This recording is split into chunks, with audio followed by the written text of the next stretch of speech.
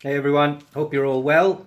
I know that I haven't posted much for a while. My 6 month sort of mark is approaching on my yearly challenge. So I thought I'd take this chance, especially with the lockdown and everything. There's just time is really almost a curse now. So plenty of time to do loads of things, and this is one thing that has been on my mind for a long time. So I thought it is time to share. Now, I'd like to say, yeah, this has been such a powerful transformation. I'm a brand new person, blah, blah, blah, blah, but that's just not accurate.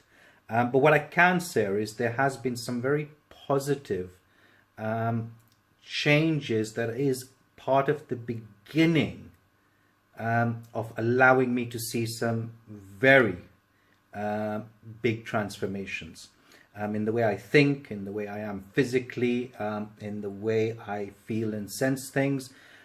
So it is literally just the start. So in a nutshell, the 6 months has really been just like prep. It's not even been the meat. I feel like I'm getting to the meat right now. And even then, probably after another 6 months, I'll be saying the same thing. Oh, I'm getting to the real meat now. Who knows? Who knows? But, there has been a lot of challenges. What I noticed with the 6 months that did come up was when you are working on yourself, you notice like a gradual build up of change. And then it gets to a certain point where everything just goes nuts. You get old patterns come back, you feel like giving in. Just so much craziness overwhelms your mind. There's times I've been sucked in, and there are times I've managed to see that and be strong enough not to be sucked in by those thoughts. However, it doesn't matter whether I was sucked in or not sucked in. What I did see was after this period passed, so you have a case of you kind of like progressed in such a way, and then you got to a sort of plateau, and then everything seems to have just dived down right below where you started. And then when that passes, you suddenly notice you're actually up here. So something's taken place. And it feels like just before any breakthrough, you experience quite some crazy stuff. And now that I'm aware of that, even when it happens, all I know is just back off, relax, let it work itself out. So that's been a really positive learn. And it also kind of gives you a bit of motivation, or gives you some enthusiasm, because you realize that, when you're having these bad days, it's perfectly normal. The bad days is almost a sign of good things are coming. Yeah, cool. So as you know, the challenge is all about body, mind, and spirit. So I'll kind of break down the progress on all three things. With the physical, with the body, initially it was really positive. I was seeing myself moving forward. I was seeing myself, training harder, increasing weights, getting fitter, etc. But the one thing that always kind of came in to test me or challenge me was injuries.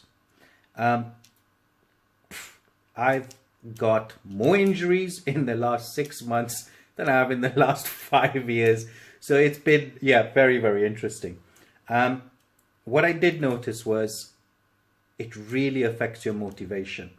And then when you get back into it, there's that aspect of fear. Will I get injured again? Will I be off it for another 3 months or 2 weeks or whatever it may be? So there's a real sort of internal battle and a physical battle.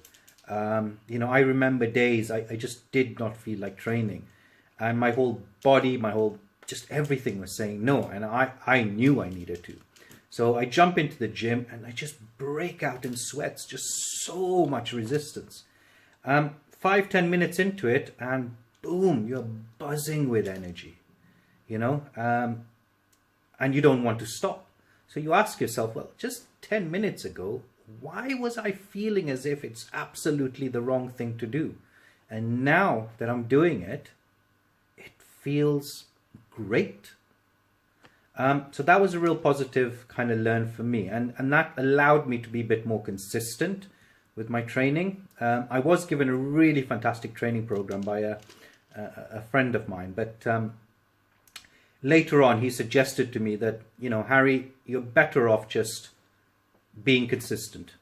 For now, for the first 6 months, for the first year, just make it a habit, make it consistent. After that, we'll kind of look at more intricate training programs for particular tasks that you want the strength or the mobility for. I absolutely accept that now, knowing what I know.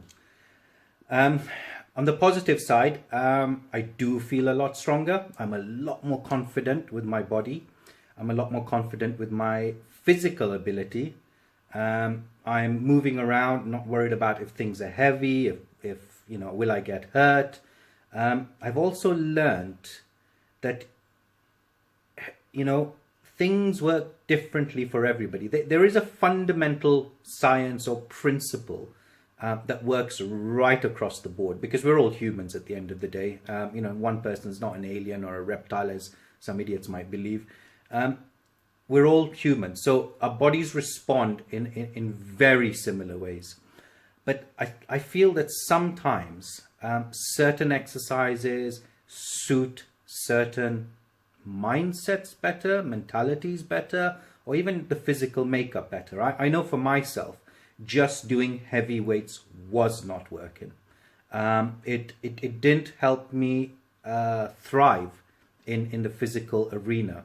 So mixing it up with things like, high intensity training, bit of martial arts, bit of running, bit of cycling, bit of mobility work, bit of lower weights with many reps, and then one day heavy reps, and just mixing it all up. I noticed that my body absolutely thrived on this form of exercise. So I've been adopting that, and as a result, my strength, my fitness, everything has been increasing. So that's been a real positive aspect in terms of the physical, the body side of my training. It's safe to say I've still got a heck of a long way to go to where I personally want to be. I've probably just scratched the surface, again, just the beginnings, which allows me to see what needs to be done, how I need to train. So it's a lot of almost fundamental work, building a very good foundation for how to excel later on. So really good on that. So the next aspect was the mind. So I don't know if any of you believe this. I certainly do. Through my own experiences, I've seen this to be a truth for myself. And that is that our mind and the way we think really does influence how we see the world, how we approach the world, how we communicate with people, and how we ultimately communicate with ourselves. So I have been working a lot with that, and I've had some absolutely crazy times where I'm sucked in totally by the mind. It's chewed me up and spit me out and left me going, right, I'm never gonna listen to you again. And then it's given me moments where I've realized it's such a powerful tool. And when you use it as a tool, you can manipulate your mind to adjust it to what you want to experience. I don't know if that makes sense, but I don't know any other way to describe it either. So as a result, and this also, I think this lockdown has been a huge acceleration for this. I was already aware of the concept of how my mind tells me things that necessarily are not real. And through this lockdown, I've been on myself, and I've had my mind just chatting away. It was as if I know I'm alone, but I never felt alone. I know I never listened to radio, TV, or music, yet the whole day was noisy. And ultimately came up to, wow, okay, so my mind is just playing and playing and playing. And I'm listening and listening and listening. And it's quite exhausting, must say so. And as this went on and on and on, I guess the pain or the pressure or something happens that finally you just go, bah, I can't listen to this anymore. It's just too tiring. And boom, you realize, whoa, those are my thoughts. They're not me. And then it comes back. And then you're like, ba, ba, ba, ba, ba, ba, ba, all day long. And then it comes back. And when it goes, you have this space that appears that suddenly goes, all right, what do I want to do? Oh, this is a lovely day. Oh, I never noticed my house was so beautiful. Look at that tree. There's so much more awareness in your present moment. It's like you look at your room as a new room. You look at your bathroom as a new bathroom. You look at your gym and go, oh, wow, I can do this exercise. I can do that exercise. It creates a space that just allows you to see more clearly. Yeah. Well, for me anyway. So I am looking down because I made some notes. It's just so much to say, and I have a habit of babbling. So if I have some structure, I can look at that and try and get through everything itself. So this aspect of watching the mind yapping away and letting go of it was very liberating. And there's so many aspects, because when you sit and you actually, I don't want to say analyze, but you dissect what these thoughts are. A lot of it just comes to conditioning. A lot of it comes to, in my case, a lot of it came from insecurity. What will people think? Am I pleasing society? Am I behaving how people want me to behaving? Am I being that good person? And these are all concepts. It's got nothing to do with what someone wants to do. And as a result, I realized that there is still a lot of sort of pleasing going on with my being. And this is a conditioning that comes from a young age, where, in our families, all the youngsters were always told, respect your elders, behave a certain way, go bring this, go bring that, do what you're told, etc., etc., etc. And that freedom of creativity and thought just vanishes. And still, you notice that people are playing out these patterns and trying to control others in whatever way it may be, by maybe saying, I know more than you, or, look at me, or whatever it may be. There's so much element of this. And it ultimately seems, for myself anyway, it seems to be born from insecurities. And one of the things that I learned about my mind is that because it's so insecure and wanting to please and cares what people think and is afraid of having difficult conversations, it was very important for me to go, right, hold on, I'm going to stop that. I'm going to have difficult conversations with people. I'm going to challenge people. I'm going to do what I want to do, or what I feel in that moment is the correct thing to do. And a lot of people go, well, that makes you an arsehole. And I would say, yeah, it does. And do you know what? If that does make me an arsehole, I'm happy to be an arsehole. Really happy to be an arsehole, because at the end of the day, there are millions of people on this planet, and you need to find your own tribe. You genuinely do.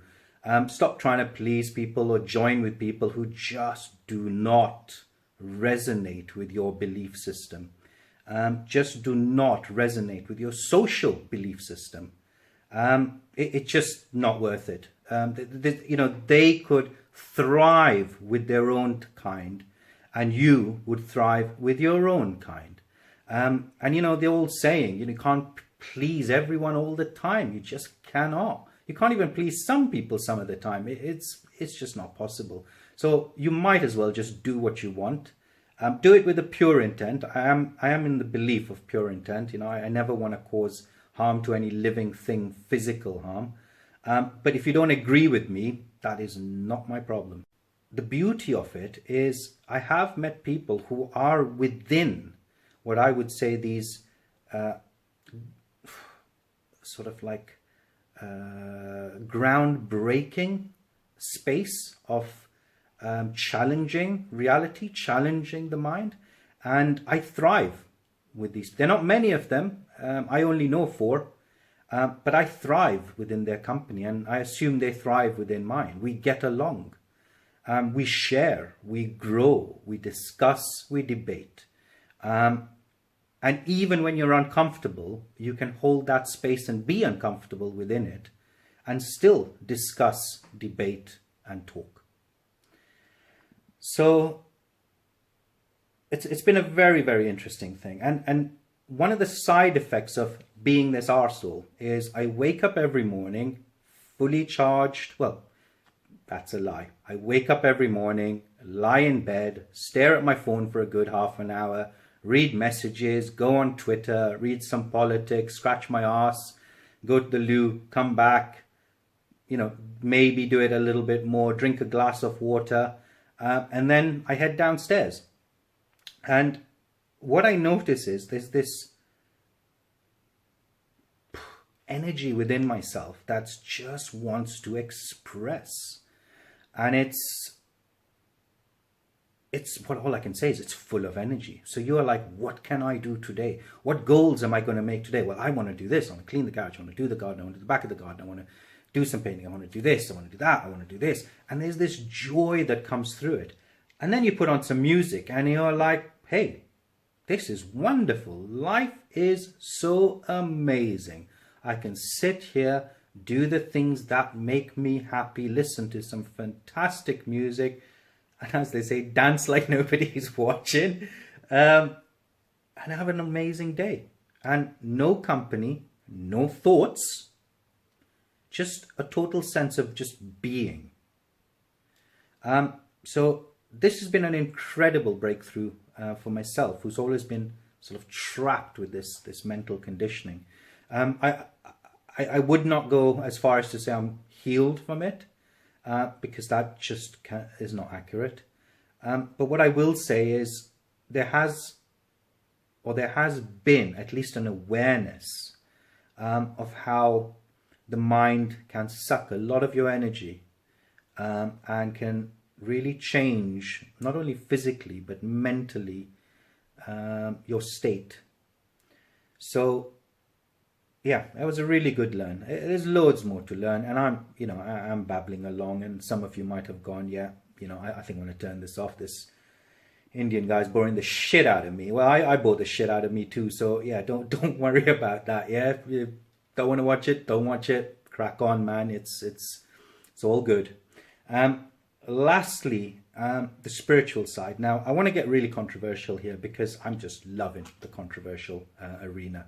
It really kind of shows you the true colors of people who can be challenged and people who just do not want to be challenged in their thoughts or their reality. They're so identified with that any little poke there just gets them all riled up. So I've been on a spiritual journey for quite a while, and I don't even like using those words anymore because it just labels me into something that I do not want to be.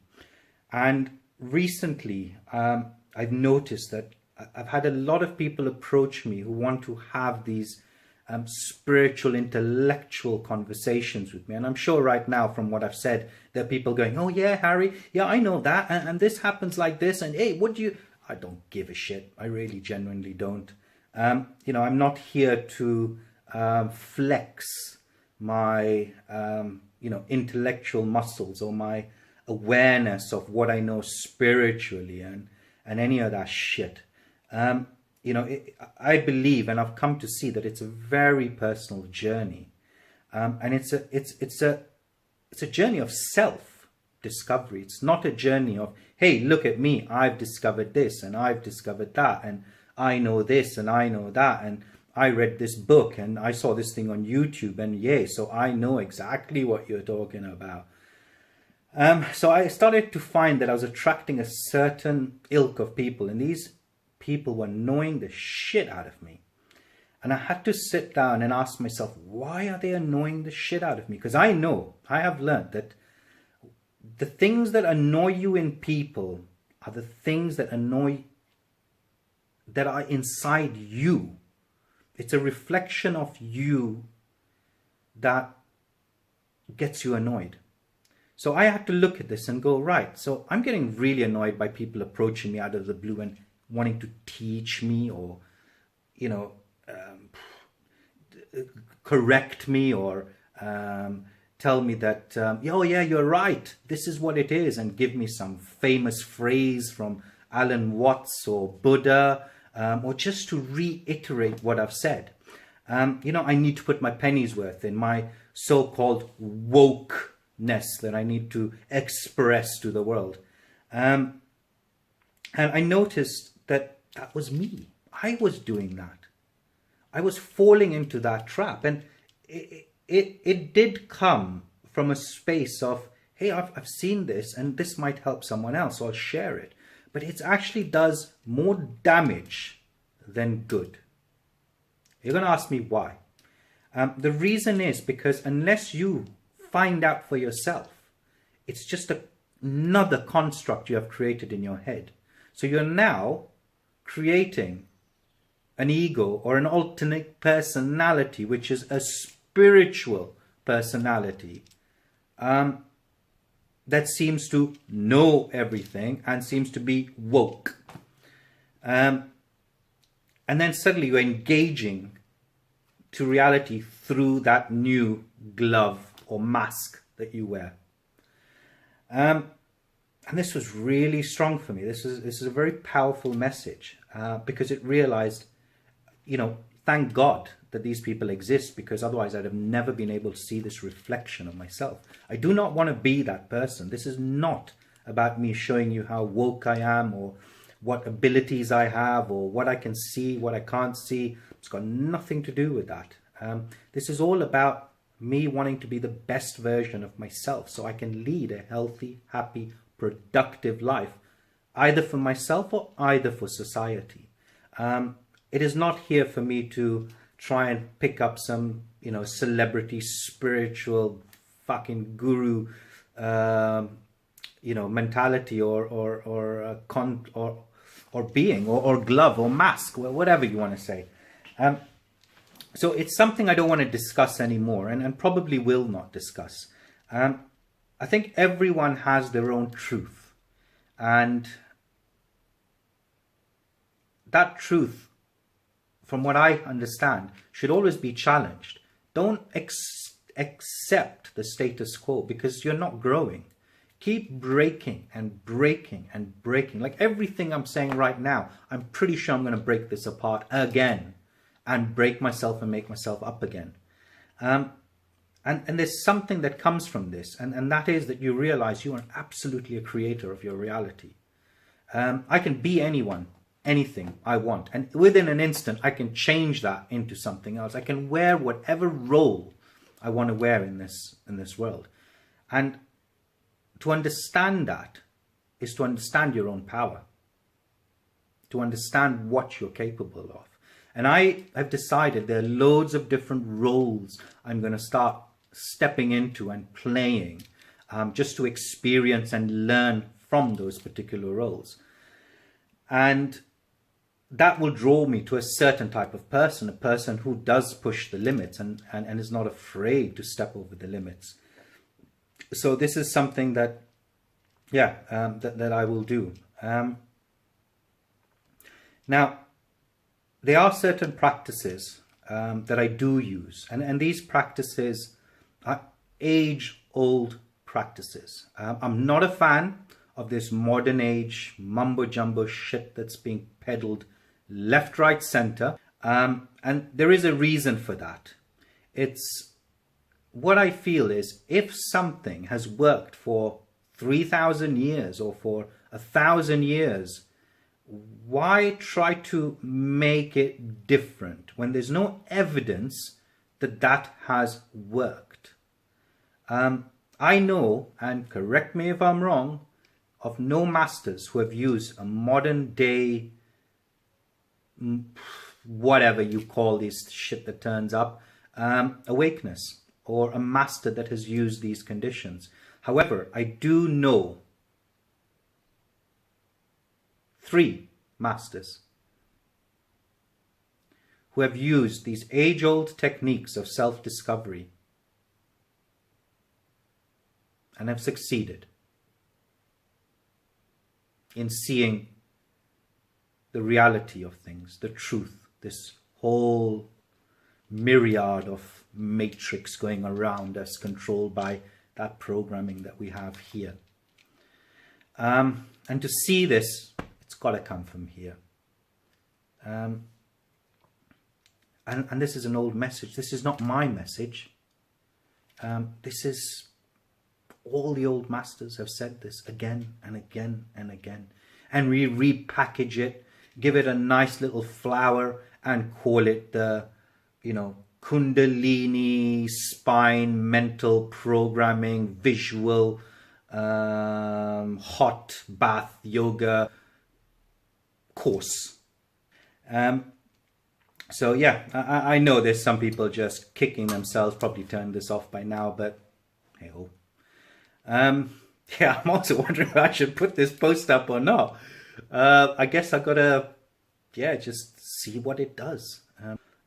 Nothing I've said is not genuine and authentic for myself. In fact, some of the things I've said has frightened me to say it. I want to step on unknown ground. It's an interesting place. It's thrilling. So yeah, that's the update. And I do apologize for rambling on. I'm actually looking at the clock there and it's saying 28 minutes. That's a long freaking time to listen to somebody like me. So yeah, if you have and you enjoyed it, I'm really glad. And, you know, I genuinely, I'm grateful for your time. And I don't know if any of this helps you. It has helped me a lot. You know, whatever you're doing out there, I wish you luck. It's your choice. It's the choices you've made. And, you know, I've made my choices and I'm absolutely confident and secure and within my own authenticity for expressing this. So I have no regrets. And I'm sure you guys feel the same. So again, good luck. God bless. And yeah, let's see what happens in the next 6 months. Right. Take care, people. Thank you again for listening to this boring old man. Cheers. Bye.